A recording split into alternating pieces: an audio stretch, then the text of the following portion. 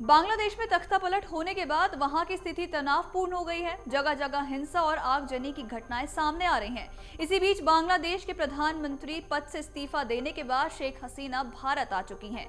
शेख हसीना सोमवार की देर शाम को गाजियाबाद स्थित हिंडन एयरबेस पहुंची। वो फिलहाल एयरबेस के सेफ हाउस में मौजूद हैं। शेख हसीना की सुरक्षा में गरुड़ कमांडो के जवानों को तैनात किया गया है। आपको बता दें कि शेख हसीना जब भारत आई थी तो उनका स्वागत रेड कारपेट पर किया गया था। हालांकि वो अभी यहाँ कब तक रुकेंगी, दिल्ली या लंदन जाएंगी, इस पर अभी कोई भी जानकारी फिलहाल सामने नहीं आई है। लेकिन इसी बीच एक जानकारी ये मिली है कि जब तक विदेश में शेख हसीना को शरण नहीं मिलती है तब तक वो भारत में ही रहेंगी। हिंडन एयरबेस पर सुरक्षा व्यवस्था भी उनके लिए कड़ी कर दी गई है।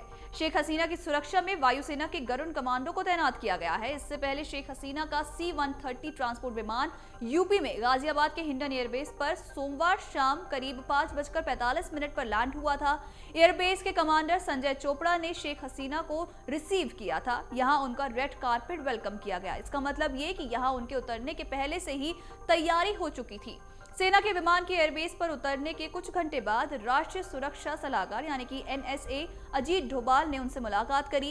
इस बैठक का ब्यौरा अभी तक पता नहीं चल पाया है। इसके अलावा विदेश मंत्री S जयशंकर ने प्रधानमंत्री नरेंद्र मोदी को बांग्लादेश में तेजी से बदल रहे हालातों के बारे में भी जानकारी दी है। बताया जा रहा है कि जयशंकर ने लोकसभा में विपक्ष के नेता राहुल गांधी को भी घटनाक्रम से अवगत कराया है। बताया तो ये भी जा रहा है कि हसीना को किसी सुरक्षित स्थान पर ले जाया गया है और सोमवार रात को उनके भारत से रवाना होने की भी संभावना नहीं है।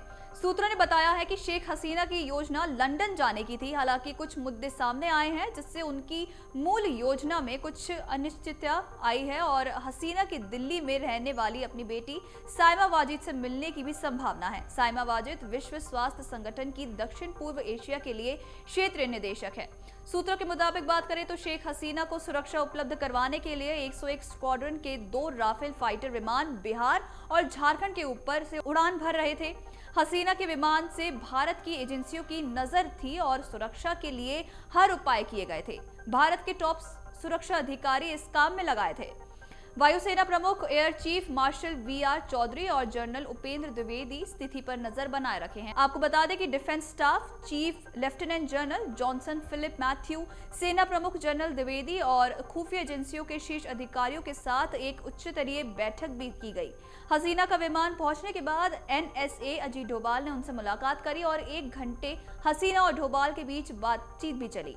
इसके बाद NSA एयरबेस से चले गए और प्रधानमंत्री की अध्यक्षता में सुरक्षा समिति की बैठक में वो शामिल हुए। बता दें कि बांग्लादेश के सेना प्रमुख वकार उज जमान ने ऐलान कर दिया है कि सेना देश की जिम्मेदारी संभालेगी और अंतरिम सरकार गठित की जाएगी। तो वहीं शेख हसीना ने राजनीतिक से संन्यास लेने का भी फैसला कर दिया है। आपको बता दें कि वो ब्रिटेन में निर्वासन पर रहने को तैयार हैं। हालांकि अनुमति मिलने तक वो भारत में ही ठहरी रहेंगी। अगर आप ये वीडियो YouTube पर देख रहे हैं तो हमारे चैनल को सब्सक्राइब करें और बेल आइकन को दबाना ना भूलें। अगर आप Facebook पर ये वीडियो देख रहे हैं तो हमारे पेज को लाइक करें।